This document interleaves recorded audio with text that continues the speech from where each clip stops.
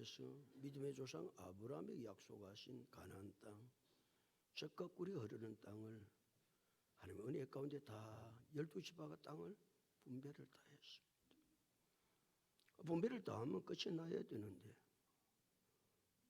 12지파가 다 땅을 분배받았는데도 불구하고 한 사람이 분배를 받지 않은 사람이 있습니다. 그 사람은 지금까지 생명을 다해서 이스라엘 백성들을 가나안 땅으로 인도해서 가나안 정복 전쟁의 선두로 섰던 여호수아는 땅을 분배를 받지 못했습니다. 어떻게 그렇게 했을까 생각해 보면 아이러니하게 제일 먼저 좋은 땅을 분배받아야 될 지도자 여호수아가 땅을 분배를 받지 못했습니다. 땅은 있어야 사니까 지도자 여호수아가 제일 마지막에 땅을 요구합니다.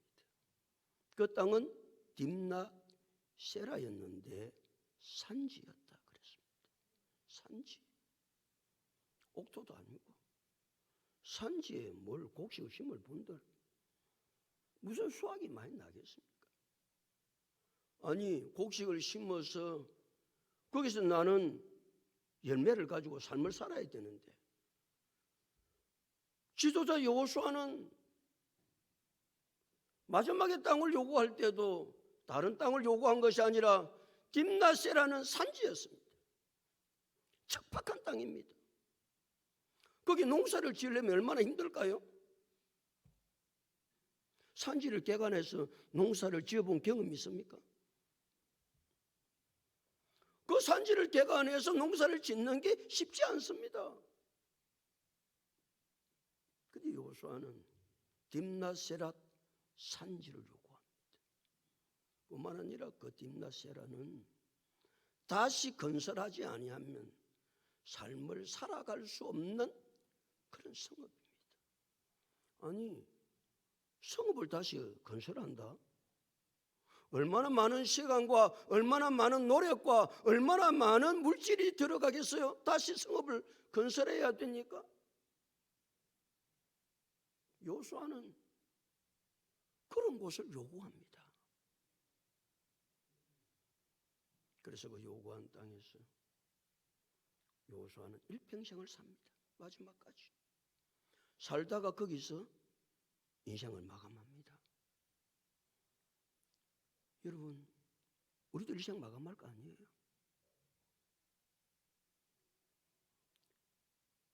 여호수아가 마지막 땅을 요구한 것이 딥나세라요 산지요. 다시 건설해야 되는 이 성읍을 받았던 여호수아를 비난하는 사람이 지금 누가 있겠어요? 여러분 여호수아를 비난할 수 있습니까? 우리는 얼마나 이 땅에 살면서 많이 누리고 많이 가지고 그렇게 사는 것이 중요한 것이 아니고 하나님이 원하시는 뜻대로 어떻게 살다가 가는가가 중요한 줄로 믿습니다. 한번 갈 거 아니에요? 좀 여호수아처럼 욕심 부리지 아니하고 다른 사람 먼저 생각하고 배려하고 섬기고 나는 비록 척박한 땅 산지를 얻고 다시 그 성읍을 건설해야 됨에도 불구하고 여호수아는 그것을 선택합니다. 거기서 죽습니다. 그의 무덤이 거기 있습니다. 그러니까 말이에요. 우리는 이 땅을 살 때 어떻게 삶을 살아야 될 것을 여호수아를 통해서 하나님은 우리에게 잘 말씀해 주고 있습니다. 땅을 분배합니다. 땅을 분배하는 사람은 종교적 지도자인 대제사장 엘라살과 정치적 군사적 리더자인 눈의 아들 여호수아 각 지파의 족장들이 땅을 분배를 합니다. 다 분배가 끝났어요. 그들이 땅을 분배할 때 어디서 땅을 분배하느냐를 성경은 우리에게 말씀하고 계세요. 여호와의 회막 문에서, 여호와의 회막 문 앞에서 그 지도자 세 사람이, 세 그룹이 땅을 분배합니다. 회막이 뭐 하는 곳이에요? 회막은 하나님이 임재 있는 곳이 회막입니다. 회막이 뭐 하는 곳이에요? 하나님을 만나는 장소입니다. 그러니까 대제사장 엘르아살과 눈의 아들 여호수아와 각 지파의 족장들이 가장 중요한 땅을 정복해서 땅을 분배하는, 가장 중요한 이 땅을 분배하는 것을 어디서 분배하느냐? 회막 문 꺼냈는데 그 다음에 성경이 여호와 앞에서 그랬습니다. 그 회막 문에서 땅을 분배했다는 이야기는 여호와 앞에서 땅을 분배했다, 그런 이야기입니다. 왜? 제일 중요한 게 하나님을 의식하고 하나님의 눈을 의식하면서 일들을 하는 것이 중요하기 때문에 혹시 이 땅을 분배함에 있어서 자기들의 생각과 자기의 욕심대로, 자기들의 의도대로 땅을 분배할까 봐서 하나님이 보는 앞에서, 회막 문 앞이라는 하나님 앞에서, 그 말은 하나님 앞에서. 우리 성도는 사람의 눈을 의식하고 사는 것이 아니고, 사람을 바라보고 사는 것이 아니고, 하나님이 나를 어떻게 주목하고 계시는가, 하나님이 지금 어떻게 나에게 하고 말씀하고 계시는가, 그 하나님을 의식하고 우리는 삶을 살아가야 될 줄로 믿습니다. 여호와의 회막 앞에서 땅을 분배할 때 여호와 눈을 의식할 뿐만 아니라 그 땅을 분배하는 방법이 어떻게 땅을 분배합니까? 제비를 뽑아서 분배합니다. 제비가 무엇입니까? 하나님의 절대 주권을 믿는 겁니다. 어느 땅이 선택되든지 간에 그건 하나님께서 허락하신 땅이기 때문에 거기에 대해서 이스라엘 백성들은 모두 이의를 제기하지 않았습니다. 하나님의 절대 주권을 그대로 받아들입니다. 우리의 모든 삶의 길을 지고 계시는 분은 하나님입니다. 하나님 나를 이렇게 하든지 저렇게 하든지 그건 하나님이 하시는 일입니다. 하나님이 하시는 일입니다. 그 하나님이 하시는 일에 대해서 날마다 우리는 하나님의 절대 주권을 인정하고, 아니 참새 두 마리가 한 아사리온에 팔리는 것도 너희 하늘 아버지 허락이 없이는 절대로 팔리지 않는다고 그랬습니다. 참새 한 마리도 그렇게 나와요. 만물의 영장인 우리 인간을 하나님께서 어떻게 인도하시겠는가? 그 인도하는 모든 계획은, 모든 일하심은 하나님의 절대 주권에 있다. 그러니까 하나님, 나를 살리는 분도 하나님이시고, 나를 죽이는 분도 하나님이시고, 나에게 환난을 주는 분도 하나님이시고, 하나님이 하시는 일이에요. 하나님이. 그런데 우리는 그 하나님 절대 주권을 안 받아들이는 거예요. 내한테 좋으면 받고, 내한테 안 좋으면 안 받고. 그때 늘 그렇게 고백하죠. 하나님이 어디 계시냐고. 하나님이 어디 계시냐고. 하나님이 계시다면 왜 내게 이런 삶이 있냐고요. 그건 무슨 이야기예요? 하나님 절대 주권을 안 받아들인다는 이야기입니다. 그 말 자체가. 그래서 이스라엘 백성들은 제비를 뽑습니다. 그 제비를 뽑는 이유가 하나님의 절대 주권에 순종하겠다는 거거든요. 하나님의 절대 주권. 우리는 하나님의 절대 주권을 언제나 신뢰해야 합니다. 뭐해도, 나를 죽여도 말이에요, 나를 살려도, 나에게 환난이 와도 그 모든 것은 누구의 계획 속에 있는 것이다? 하나님의 계획 속에 있는 것입니다. 그래서 제비를 뽑아서 하나님의 절대 주권을 인정했던 것입니다. 하나님께서 믿음의 조상 아브라함이 약속하신 그 약속대로 이제는 마지막에 여호수아까지 땅을 다 분배를 받았으니까, 하나님의 약속하시는 것이 이렇게 신실하게 이루어지구나. 하나도 흩어짐이 없이 하나님의 계획하신 대로, 하나님의 의도하신 바대로 그 하나님의 신실하심이 이루어졌다는 사실을 19장 마지막에 하나님 우리에게 말씀하고 계시는 것이죠. 신실하신 하나님 언제나 약속하시면 그 약속을 반드시 지키니까 우리가 기도할 것은 하나님이 약속하신 것은 반드시 지켜지는 것인데 그 신실하신 하나님의 약속을 그 약속의 지킴을 내 눈으로 목도하고 살아갈 수 있도록 은혜를 달라고 기도하고 나는 그렇게 살아갈 수 있는 우리 모두가 다 될 수 있기를 예수님의 이름으로 축복합니다. 오늘 20장을 넘어갑니다. 1절 다 같이 읽어볼까요? 1절 다 같이 읽겠습니다. 시작. 여호와께서 누구에게 말씀하여 이르시되 여호수아에게 말씀하여 이르시되 언제나 하나님은 말씀을 통해서 하나님의 계시 뜻을 나타내니까 여호수아에게 여호와께서 말씀하셨던 것처럼 이 밤도 하나님은 언제나 하나님의 계시 하나님의 뜻을 무엇으로 나에게 펼쳐주신다? 말씀으로 펼쳐주시는 거예요. 말씀으로 하시는 거 아니에요. 그러니까 우리는 하나님의 말씀을 듣는 이 시간이 얼마나 중요하고 얼마나 귀하고 얼마나 복되고 그러니까 하나님께서 말씀을 통해서 하나님의 뜻을 계시하고 하나님의 뜻과 내 뜻이 안 맞으면 무엇이 안 된다? 응답이 안 됩니다. 이루어지지 않습니다. 그러니까 말이에요. 하나님의 뜻이 어떤지를 날마다 말씀을 통해서 알아야 되기에 우리 말씀 듣는 시간 놓칠 수 없고 귀를 기울여 하나님의 약속의 말씀을 오늘 밤도 하나님께서 내게 뭐라고 하시는지를 잘 들을 수 있어야 하는 것이죠. 2절 다 같이 읽어볼까요? 2절 다 같이 읽겠습니다. 시작.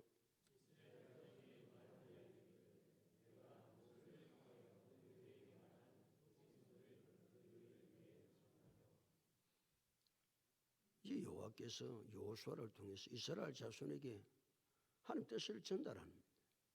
그 뜻이 어떤 뜻입니까? 모세를 통해서 내가 이미 말한 것이 있다. 모세를 통해서. 그 모세를 통해서 하나님이 이미 하게 하신 것이 무엇을 정하라는 것이었다? 도피성을 정하라고 하신 것이었다는 거예요. 그 도피성은 여호수아에게 하나님이 말씀하신 것이 아니고 이미 모세가 살아있을 때 하나님은 너희가 가나안 땅에 들어가서 땅을 분배받고 성읍들을 분배받고 난 이후에 가장 먼저 해야 될 것이 도피성을 정하는 것이라는 거예요. 도피성. 그래서 19전까지는 땅을 분배를 안 받아 놓으니까 도피성을 정할 수가 없는 거예요. 그 지금 땅은 다 분배받았어요. 땅을 다 분배받았기 때문에 이제는 제일 먼저 해야 될 것이 무엇인지를 가르쳐 줬냐면 도피성을 정하라는 거예요. 도피성. 근데 이 도피성은 누구를 위해서 정하는 것이다? 너희를 위해서 정하는 것이라고. 너희를 위해서. 다른 사람을 위해서 정하는 것이 아니고 오늘도 하나님이 우리에게 말씀을 하시죠. 그 말씀은 누구를 위해서 하시는 말씀입니다? 나를 위해서 하시는 말씀이죠. 나를 위해서. 오늘도 하나님은 다른 사람을 위해서 말씀하시는 게 아닙니다. 남편에게 이야기하시는 게 아닙니다. 아내에게 말씀하시는 것이 아닙니다. 나에게 말씀하시는, 나를 위하여, 너희를 위하여 도피성을 정하라 그랬습니다. 하나님은 언제나 나를 위해서 하신다는 사실을 기억해야 됩니다. 말씀도 찬양도 기도도 그 하나님이 하시는 일은 나를 위해서 하시는 거예요. 나를 위해서. 그러니까 내가 언제나 주인공, 내가 빠지면 안 된다 그 말입니다. 그러니까 내가 중심이 되어서 하나님 말씀도 듣고 은혜도 받고 기도도 하고 찬송도 하고 왜? 그 모든 것이 이 예배도 누구를 위해서? 나를 위해서 하나님께서 이 예배 시간을 허락해 주신 것이죠. 그러니까 이 시간이 얼마나 귀해요. 이 시간이 말이에요. 다른 사람을 위한 것이 아닙니다. 오늘도 목사님이 설교를 준비해서 설교하는 것도 누구를 위해서 준비했다? 거기 좀 대답해봐라. 나를 위해서 하나님 준비를 시켜가지고 하나님께서 오늘도 말씀을 해주시는 거 아니에요. 그러니까 하나님께서 모든 일들을 나에게 포커스를 맞추셔가지고 하나님께서 그 일을 이루어 가신다 생각하면 얼마나 내가 귀한 존재예요. 얼마나 축복된 존재예요. 그러니까 우리는 이 귀한 시간, 이 축복의 시간, 나를 위한 시간을 놓칠 수가 없는 것이지요. 놓칠 수가 없는 거예요. 그 도피성을 뭐 때문에 만들고 그러는가? 그 이제 3절부터 쭉 설명을 하고 있죠. 3절 다 같이 읽겠습니다. 시작. 부지 중에 실수로 사람을 죽인 자를 거리로 도망하게 하라. 이는 너희를 위해 피해 보복자 피할 곳이니라. 부지 중에 실수로 뭐한 사람을 위해서 도피성이 필요하다? 사람을 죽인 자를 위해서 도피성이 필요하다는 거예요. 무엇으로 해가지고? 실수 때문에. 이 사람을 죽일 때 두 가지로 죽인다는 이야기죠. 하나는 계획을 가지고 고의성을 가지고 사람을 죽이는 사람이 있습니다. 그래서 살인자지요. 그런데 어떤 사람은 자기가 전혀 죽이려고 의도를 하지 않는데 실수로 사람을 죽이는 때가 많습니다. 실수로. 이제 하나님께서 도피성을 할 때 이제 실수로 고의가 아닌 계획이 아닌 실수로 사람을 죽인 예를 하나님 이렇게 한 가지를 몇 가지 가운데 예를 이렇게 들어요. 옛날에는 벌목을 할 때 뭐 지금은 톱이 좋고 그랬지만 옛날은 나무를 자를 때 뭐 가지고 잘랐어요? 도끼를 가지고 나무를. 그 큰 나무를 도끼 가지고 자르는 거예요. 그 도끼 가지고 자를 때 한참 하다가 보면 도끼 날이 쑥 빠지고 도망을 갈 경우 있다 그 말이에요. 그런데 도끼질을 하다가 옆에 사람이 있는지 없는지도 잘 모르는데 도끼질을 하는데 도끼 날이 빠져가지고 사람이 도끼에 맞아 죽었다. 그런 이야기예요. 그거는 무슨 죄다? 가실치사죄. 가실. 내가 뭐 큰 고의를 가지고 한 것이 아니고 그 가실치사. 우리나라에도 그 형법에 그냥 고의로 사람을 죽인 거하고 실수로 사람을 죽인 거하고는 형 차이가 많이 나는 것이죠. 그러니까 실수로 사람을 죽인 자를 그 사람을 살리기 위해서 하나님은 무엇을 만들었다? 도피성을 만들었다. 인간은 내가 의도하지 않아도 실수로 사람을 죽이기도 하고 사람에게 어려움을 당하게 하기도 합니다. 그 말은 인간은 참 연약하다 그 말 아니에요. 내가 아무리 잘하고 싶어도 인간은 그게 안 됩니다. 안 돼. 그래 인간은 실수 많이 하고 얼마나 잘못된 삶을 살기도 많이 하는지 모릅니다. 성경에는 그런 인간의 연약성에 대해서 얼마나 많이 말씀하고 있는지 모릅니다. 인간이 얼마나 실수하기 쉬운 인간인지를 성경은 끊임없이 우리에게 말씀하고 계시거든요. 노아 말이에요. 노아는 당대의 완전한 자입니다. 아주 노아 그 다른 사람 다 망해도 노아는 홍수 심판 때 안 죽잖아. 노아 8이 죽고는 안 죽거든요. 그런 노아도 홍수 심판이 다 끝나고 나서 포도를 갖고서 포도주를 사람이 적당히 마셔야 되는데 얼마나 이 할배가 많이 마셨던지 나중에 먹어서 벗은 줄도 모르고 잠을 자는 거예요. 자녀들이 뭐하다가 아버지 방에 들어와 보니까 아버지가 실수를 하고 그래 있는 거예요.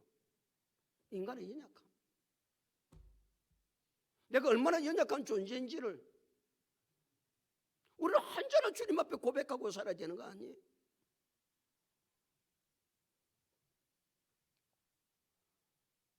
삼손을 생각해 보십시오. 삼손은 남에서부터 나실인입니다. 하나님께서 그에게 강력한 힘을 주었습니다. 그래서 블레셋 대적의 손에서 이스라엘 백성들을 구원하는 낙이 특배 하나 가지고 블레셋 군사를 다 이긴다니까 낙이 특배 하나 가지고 그러니까 이 삼손의 용맹성과 힘을 당해낼 사람이 아무도 없습니다. 근데 삼손이 한 여자 유혹에 빠졌어. 두 눈이 뽑히고 감옥에서 맷돌을 갈다가 마지막에 비참한 최후를 맞이했던 삼손. 인간의 연약함. 나는 절대로 이길 것이다. 다윗을 보십시오. 다윗 같은 승군이 세상에 없습니다. 다윗 같은 승군이 세상에 어디 있나요? 그런 승군이었던 다윗도 우리아의 아내 바세바를 취하고, 우리는 다른 사람이 실수하는 것을 용납하지 못합니다. 마치 자기는 실수하지 않는 사람처럼, 자기는 완전한 사람처럼. 그래서 고린도전서 10장 12절은 그런 적, 선줄로 생각하는 자는 뭐 할까 조심하라, 넘어질까 조심하라 그랬죠. 다른 사람 실수를 왜 하나님 보여주십니까? 비난하라고? 인간은 언제나 실수할 수 있습니까? 그래도 정신을 차리고 갱성에서 깨어 있으라고 하나님 상대방의 실수를 보여주는 것이지, 그 실수로 비난하고 정죄하라고 상대방의 실수를 보여주는 것이 아닙니다. 사람이 살다 보면 실수를 할 수 있어. 사람이 살다 보니까 실수해서 다른 사람을 죽입니다. 그리고 그 사람을, 이전에는 사람을 죽이면 동해보복법이라 그래가지고 개인이 그 사람을 죽입니다. 그 구약에서 허락된 거예요. 상대방이 내 손가락을 자르면 나도 상대방 손가락을 잘라도 아무도 이의를 제기하지 않습니다. 지금은 동해보복법을 못하게 하죠. 만약에 사람이 살인을 하면 그 살인자를 누가 처벌합니까? 개인이 못하게 합니다. 그건 누가? 국가가 대신하죠. 그런데 이제는 이제 구약시대니까 이스라엘 백성들은 사람을 죽이면 실수로 죽였든지 어떻게 죽이든지, 사람이 죽으면 어떤 사람이 자기 아버지를 죽였다 그러면 아들이 가만히 있겠어요?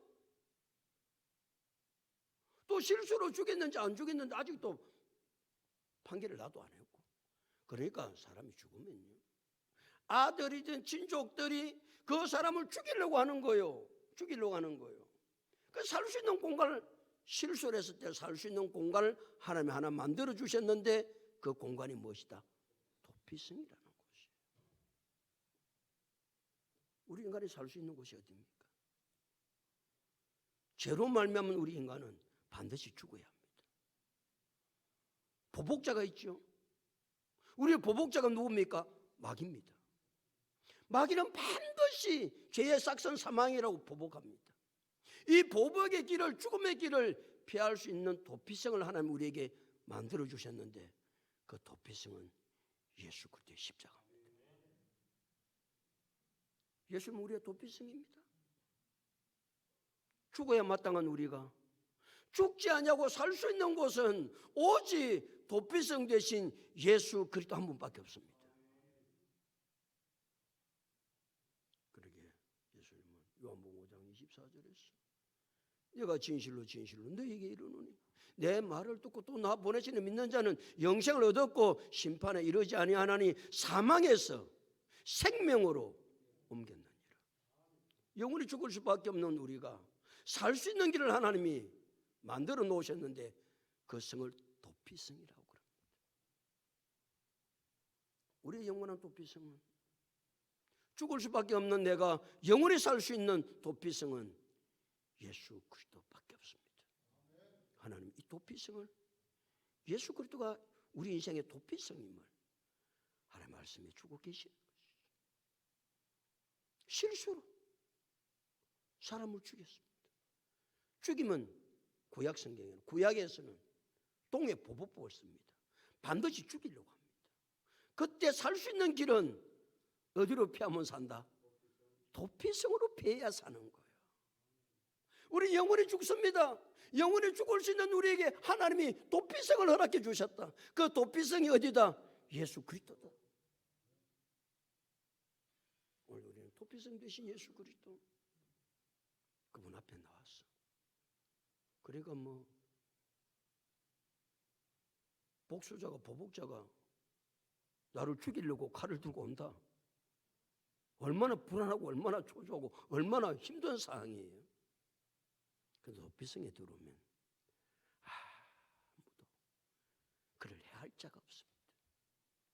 그는 다음 시간에 4절부터 놓으니까 또 끝에 말씀드리도록 하고, 우리 인간은 뭐 하기 쉽다? 실수하기 쉽다. 실수 안 하는 사람은 아무도 없습니다.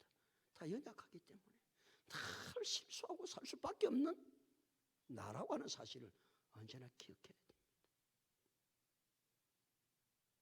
뿐만 아니라 우리는 실수하고 또 잘못해서 죽어야 마땅하지만 하나님 우리에게 살 길을 허락해 주셨다.